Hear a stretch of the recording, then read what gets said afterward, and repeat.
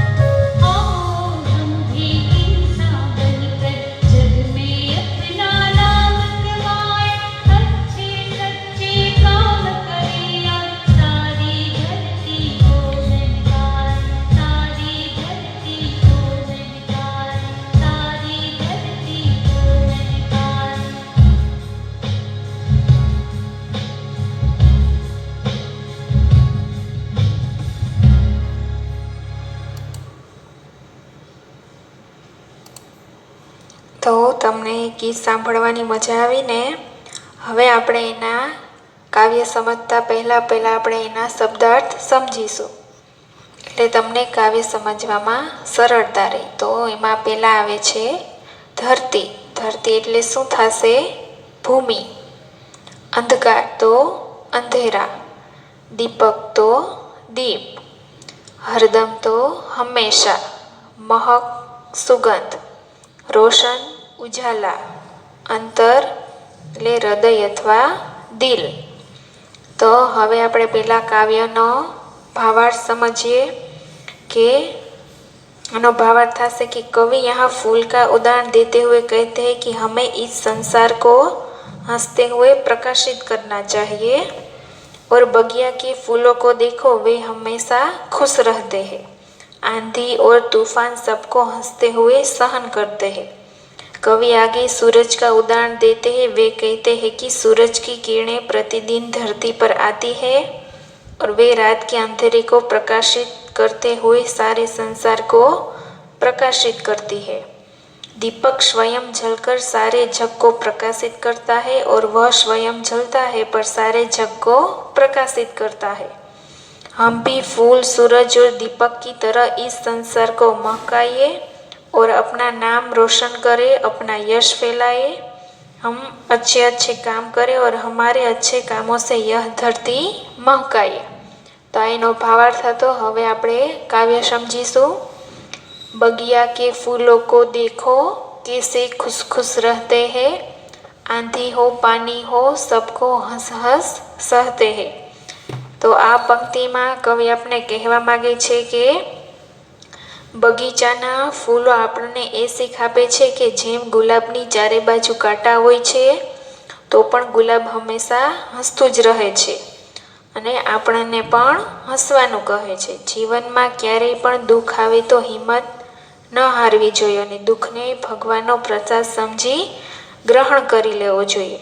ભગવાન આપણને દુઃખ, આપણે કરેલી ભૂલને સુધારવા માટે આપણે દુઃખ આપે છે, એટલે બીજી વખત આપણે એ ભૂલ ન કરીએ. સુખ અને દુઃખ બધાના જીવનમાં આવતા જ હોય છે. એ સંસારનો નિયમ છે. ફૂલ ગમે તેટલું તુફાન હોય, વરસાદ હોય તો પણ તે નિર્ભય બની તેનો સામનો કરે છે અને હંમેશા હસતું રહે છે. આપણે પણ હંમેશા જીવનમાં ફૂલની જેમ હસતું રહેવાનું.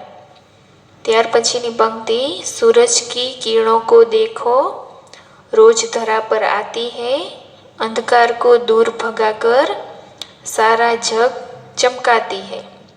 તો આ પંક્તિમાં કવિ શું કહેવા માગે છે કે સૂર્ય દરરોજ સવારે ઉગે એટલે અંધારું દૂર થતું જાય અને પૃથ્વી ઉપર એ સવારનું દ્રશ્ય ખૂબ જ મનમોહક હોય છે, સુંદર લાગે છે. પક્ષીઓ પોતાના સુંદર અવાજથી વાતાવરણને મોહિત કરે છે. દરેક માણસ પોતપોતાના કામમાં લાગી જાય છે. પક્ષીઓ, જીવજંતુઓ, પ્રાણીઓ પોતાના ખોરાક શોધવા માટે સવાર પડતા જ નીકળી જાય છે. સૂર્ય દ્વારા આપણને એ શીખ એ પણ મળે છે કે કોઈ માણસ ખરાબ રસ્તે ચડી ગયો હોય તો, દાખલા તરીકે ચોરી કરનાર વ્યક્તિ, દારૂ પીનાર વ્યક્તિ, તો આવી વ્યક્તિઓને પાછળ તેનું કારણ જાણી આપણે તેને સારા રસ્તે લાવવાનો પ્રયત્ન કરવો જોઈએ અને તેને શક્ય એટલી આપણે મદદ કરવી જોઈએ. પૈસાની, કપડાની, અનાજની વગેરે. તો એ ખરાબ રસ્તે જનાર વ્યક્તિના જીવનમાં સૂર્યના પ્રકાશની જેમ અંજવાળું ફેલાઈ જશે અને તેનો પરિવાર પણ ફરીથી સુખેથી રહી શકશે. ત્યાર પછીની પંક્તિ છે, दीपक को देखो कैसे यह हरदम जलता रहता है, अपना अंतर जला जला कर रोशन जग को करता है. તો આ પંક્તિમાં કવિ શું કહેવા માગે છે કે દીવો પોતે સ્વયં બળીને બીજાને પ્રકાશ આપે છે. એ જ રીતે આપણે પણ આપણા સમાજમાં કોઈ દુઃખી માણસ હોય અને આપણાને ઈશ્વરે ધન સંપત્તિ સારી આપી હોય તો આપણે એ દુઃખી માણસને મદદ કરવી જોઈએ. ઈશ્વરે તો કહ્યું છે કે જે મનુષ્ય બીજાની મદદ નિસ્વાર્થ ભાવે કરશે તેની મદદ કરવા હું જરૂર આવીશ. દાખલા તરીકે નરસિંહ મહેતાની દીકરી કુંવરબાઈનું મામેરું ભરવા ભગવાન શ્રી કૃષ્ણ પોતે જ આવ્યા હતા. એટલા માટે આપણે દીવાની જેમ બીજાના જીવનમાં અંજવાળું કરી શકીએ એવા જ પ્રયત્ન આપણે કરવા જોઈએ. ત્યાર પછીની પંક્તિ છે, आओ हम भी इंसान बनकर जग में अपना नाम कमाए, अच्छे सच्चे काम करे और सारी धरती को महकाए. તો આ પંક્તિમાં કવિ કહેવા માગે છે કે આપણા ભારત દેશમાં દરેક નાગરિક સ્વતંત્ર છે. એટલા માટે દરેક નાગરિક સારા સારા કામ કરીને વિશ્વમાં ભારત દેશનું નામ રોશન કરે. દાખલા તરીકે સુનિતા વિલિયમ્સ, કલ્પના ચાવલા, રાકેશ શર્મા જેવી વ્યક્તિઓએ અંતરિક્ષમાં જઈ ઘણા સંશોધનો કર્યા છે અને આપણા દેશનું નામ રોશન કર્યું છે. એવી જ રીતે રમતગમતમાં સચિન તેંડુલકર, વિરાટ કોહલી, પીટી ઉષા, હિમા દાસ, સાનિયા મિર્ઝા વગેરે. પછી રાજકારણમાં પણ ઘણી મહિલાઓ તો કે પ્રતિભા પાટીલ, આનંદીબેન પટેલ, ઇન્દિરા ગાંધી, કિરણ બેદી, સોનિયા ગાંધી, મધર ટેરેસા વગેરે. એવી જ રીતે દેશભક્તોમાં ભગતસિંહ, ચંદ્રશેખર આઝાદ, સુખદેવ વગેરે ક્રાંતિવીરોએ દેશ માટે પોતાનું બલિદાન આપ્યું અને દેશ માટે સારું કામ કરી ગયા. આપણે હંમેશા દેશ માટે કંઈક સારા કામ કરતા રહીશું જેથી આપણી ધરતી માતા પણ ખુશ થાય અને આપણી ધરતી પરનું વાતાવરણ મનમોહક અને સુંદર બની જાય. ત્યાર પછી અભ્યાસ આવે છે. એમાં પહેલા પ્રશ્નમાં તો આપણે જે કાવ્ય સાંભળ્યું એ છે અને બીજા પ્રશ્નમાં અંદાજ અપના અપના. તો એમાં પહેલો પ્રશ્ન છે, યદિ સૂરજ ન નીકળતા તો, એટલે કે જો સૂરજ ન નીકળે તો શું થાય? તો એના જવાબમાં તમે શું લખી શકો કે યદિ सूरज न निकलता तो दिन न होता, हमें सूरज का प्रकाश न मिलता और चारों ओर अंधकार फैला रहता. सूरज न निकलता तो वनस्पति न होती, सूरज न निकलता तो आसमान में बादल न होते। इस तरह यदि सूरज न निकलता तो हमारा जीवन अंधकार में डूब जाता। जो सूरज न निकले तो शुं थाय? प्रकाश न मळे, चारे बाजू अंधारू ज लागे अने वादळा पण न होय अने આવી જ રીતે सूरज न निकळे तो આપણા જીવનમાં પણ અંધકાર રહે। પછી બીજો પ્રશ્ન છે, यदि बगीचे में पेड़ चलते होते तो, એટલે કે બગીચામાં પેડ એટલે કે વૃક્ષો ચાલતા હોય તો શું થાય? તો કે यदि बगीचे में पेड़ चलते तो वह एक जगह से दूसरी जगह चलकर चले जाते। पेड़ चलते चलते दूसरे पेड़ों से टकरा भी सकते हैं और ऐसा होने पर उनकी डालियां टूट जाती। पेड़ के चलने के कारण जमीन में खड्डे पड़ जाते। यदि पेड़ चलते तो पूरे बगीचे में अफरा तफरी मच जाती। त्यारबाद त्रीजो प्रश्न छे, यदि दीपक बोलता तो एना जवाब में तमे शुं लखी शको? यदि दीपक बोलते तो वह हमें अपने जीवन के बारे में बताता। दीपक हमें यह भी बताते कि कैसे वह खुद जलकर हमें रोशनी देता है, એટલે કે તે પોતે બળીને આપને અંજવાળું આપે છે। પછી ચોથો પ્રશ્ન, यदि पेड़ पौधे न होते तो, એટલે કે વૃક્ષો ના હોત તો શું થાત? તો એના જવાબમાં શું આવશે? यदि पेड़ पौधे न होते तो हमें उनसे मिलने वाली मूल्यवान वस्तुएं कभी ना मिलती। पेड़ पौधों के बिना धरती की सुंदरता नष्ट हो जाती और हमारी सुंदर पृथ्वी वीरानी में बदल जाती। એટલે કે આપણે વૃક્ષમાંથી જે મૂલ્યવાન વસ્તુઓ મળે છે એ ના મળે અને તેના વિના ધરતીની સુંદરતા પણ નષ્ટ થઈ જાત। ત્યારબાદ ત્રીજો પ્રશ્ન આવે છે, प्रश्नों के उत्तर दीजिए। आपके आसपास में कौन कौन से फूल दिखाई देते हैं? तो तेना जवाबમાં તમે શું લખી શકો? એટલે કે આપણી આસપાસ क्या क्या फूलों देखाय छे? तो तेमां आवशे, हमारे आसपास गेंदा, गुलाब, चंपा, चमेली और मोगरे के फूल देखने को मिलते हैं। પછી બીજો પ્રશ્ન, प्रकृति के तत्व कौन कौन से है? तो एमां तमे शुं लखी शको जवाबमां? तो कि प्रकृति के 5 तत्व है, अग्नि, जल, पृथ्वी, वायु और आकाश। ત્રીજો પ્રશ્ન, प्रकृति से हमें क्या क्या मिलता है? એટલે કે પ્રકૃતિથી આપણે શું શું મળે છે? તો प्रकृति से हमें हवा, पानी और सूर्य प्रकाश मिलता है। प्रकृति हमें तरह तरह के पेड़ पौधे और फल फूल भी देती है।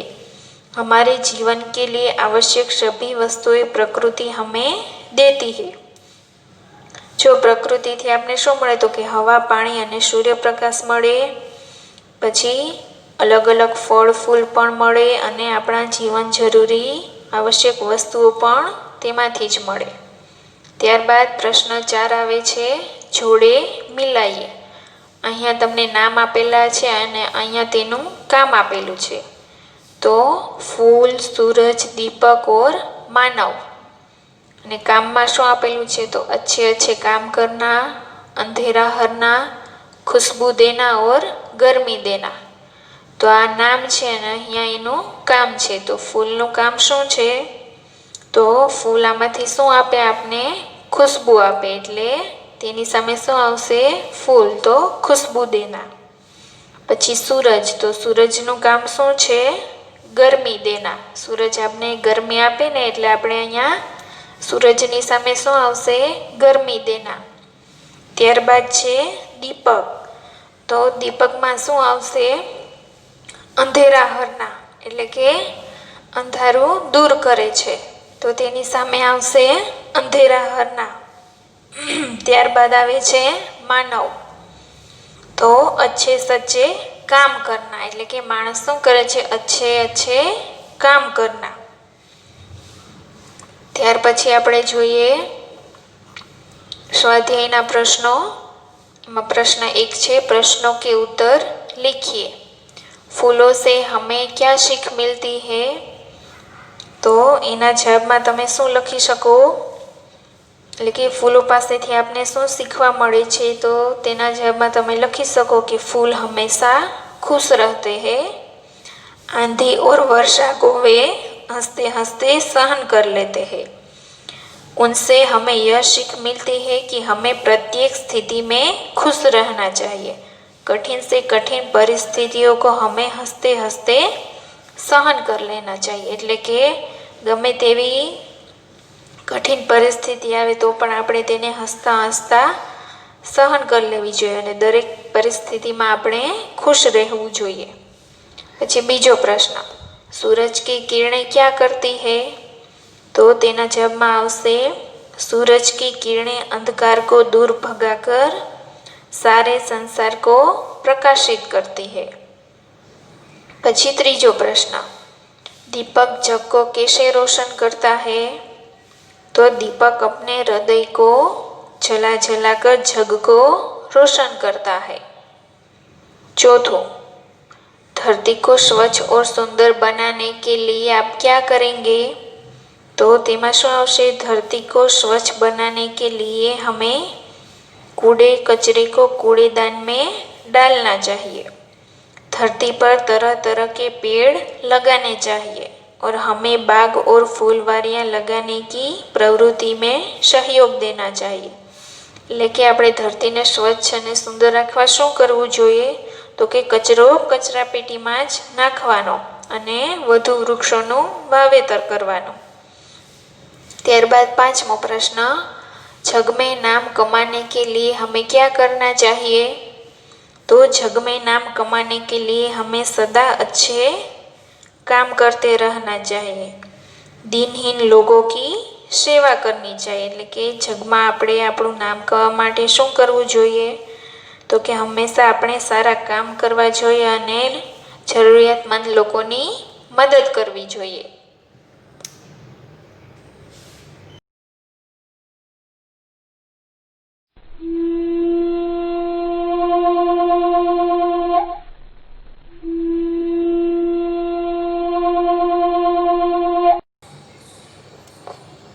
ત્યારબાદ બીજો પ્રશ્ન આવે છે आपकी कल्पना में। तो जब आप किसी वस्तु का नाम लेते हैं तो उसकी तस्वीर आपके सामने आ जाती है। जरा सोचो तो उससे संबंधित और चित्र भी मस्तिष्क में उभरने लगते हैं। उदाहरण के तौर पर घेरे के भीतर फूल शब्द का नाम लेते ही पंखुड़ियों में लिखे भाव सामने आने लगते हैं। आप इसी तरह अन्य घेरे में लिखे गए शब्द संबंधी अन्य शब्द सोचकर पंखुड़ियों में लिखे। जो તમે કોઈ પણ વસ્તુનું નામ લ્યો તો તરત જ તમારે સામે તેનું ચિત્ર દેખાય। જો અહીંયા તમને એક ઉદાહરણ આપેલું છે ફૂલ, તો આપણે ફૂલનું નામ લઈએ તો ફૂલને સંબંધિત શું હોય બીજું? તો કે તાજગી, સુગંધ, ખુશી ને કોમલતા, આ બધું ફૂલને લગતું છે। એવી જ રીતે અહીંયા ચાંદ આપેલું છે, એટલે તો ચાંદને લગતું એમાં શું આવે બીજું? તો રોશની, કિરણે, ખુશી, શીતલતા, આ બધું ચાંદને લગતું છે। પછી એવી જ રીતે ધરતી, તો ધરતીને લગતું બીજું શું લાગુ પડે તેને? તો પહાડ, વન, સમુદ્ર, મનુષ્ય વગેરે। એવી જ રીતે વૃક્ષ, તો વૃક્ષને બીજું શું લાગુ પડે? તો છાયા, ફૂલ, લકડી ઓર ફળ, આ બધું વૃક્ષને લાગુ પડે છે। એટલે એ તમારે ત્યાં જગ્યામાં લખવાનું છે। તેવી જ રીતે ત્રીજો પ્રશ્ન, સમાન પ્રાસ વાલે શબ્દ પઢીએ ઓર બોલીએ। આ જે સમાન પ્રાસવાળા શબ્દો છે તમારે વાંચવાના છે અને બોલવાના છે। તો એમાં ઉદાહરણ આપેલું છે પેલું માનવીય, માનવતા, મહાનતા, સજ્જનતા ને સમાનતા। लंबाई, चौड़ाई, गहराई, पढ़ाई और लिखाई। चाचा, दादा, नाना, मामा अने बेटा। પછી ચોથો પ્રશ્ન, निम्नलिखित शब्दों का वचन परिवर्तन करके वाक्य में प्रयोग कीजिए। અહીંયા તમને એક ઉદાહરણ આપેલું છે લડકા તો લડકે। તો અહીં એક વચન છે તેનું તમારે બહુવચન કરવાનું છે અને બહુવચનના શબ્દનો ઉપયોગ કરીને વાક્ય જો અહીં બનાવેલું છે, पाठशाला के सभी लड़के प्रार्थना में नियमित है। તો અહીંયા પેલું છે પંખા, તો પંખાનું વચન પરિવર્તન કરી તો શું થશે? પંખે. અને તેનું વાક્ય શું બનશે? હમારી કક્ષા મેં 3 પંખે હે. પછી બીજું આંખ, આંખ તો તેનું વચન પરિવર્તન શું થશે? આંખે. અને તેનું વાક્ય બનશે તુમારી આંખે સુંદર હૈ. ત્રીજું કિતાબ, તો કિતાબ તો કિતાબે. हमारी स्कूल के पुस्तकालय में कई किताबें है. पौधा तो पौधे. हमारे आंगन में कई पौधे है. आ एનું વાક્ય. પછી પાંચમું पेंसिल, तो पेंसिले. आज मैंने 2 पेंसिलें खरीदी. આવી રીતે તમારે વચન પરિવર્તન કરવાનું છે અને તેનું વાક્ય બનાવવાનું છે. પછી પ્રશ્ન 5, काव्य पंक्तियों को पढ़कर उनका भावार्थ लिखिए. तो અહીંયા તમને કાવ્ય પંક્તિ આપેલી છે. दीपक को देखो कैसे यह हरदम जलता रहता है, अपना अंतर जला जला कर रोशन जग को करता है. आओ हम भी इंसान बनकर जग में अपना नाम कमाए, अच्छे सच्चे काम करे और सारी धरती को महकाए.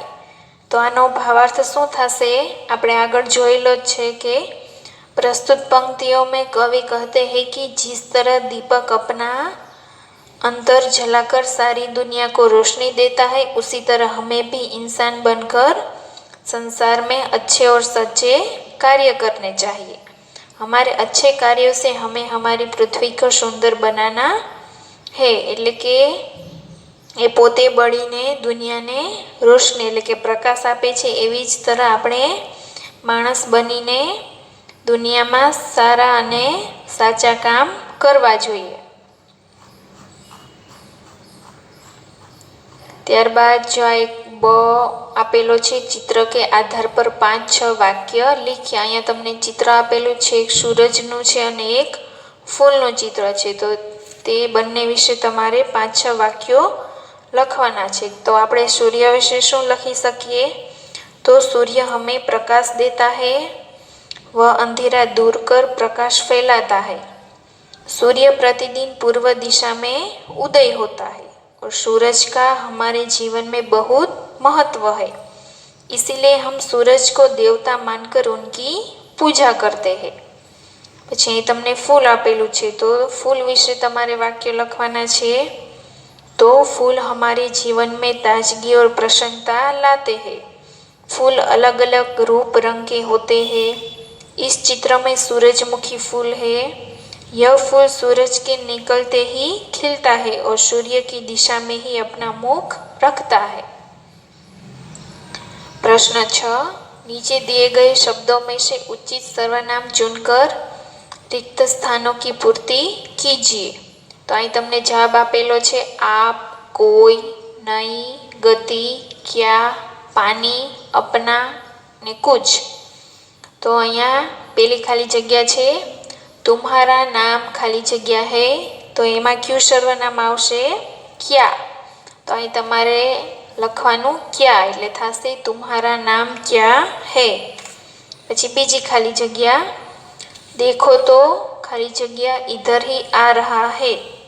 तो એમાં ક્યુ સર્વનામ આવશે? देखो तो वह. तो देखो तो वह इधर ही आ रहा है. પછી ત્રીજું खाने के लिए खाली जग्या तो दे दो बहुत भूख लगी है. खाने के लिए कुछ तो दे दो बहुत भूख लगी है. અહીંયા આવશે कुछ. પછી ચોથું मैंने खाली जग्या काम पूरा कर दिया. तो શું આવશે? मैंने अपना. तो અહીંયા તમારે લખવાનું છે अपना એટલે કે मैंने अपना काम पूरा कर दिया.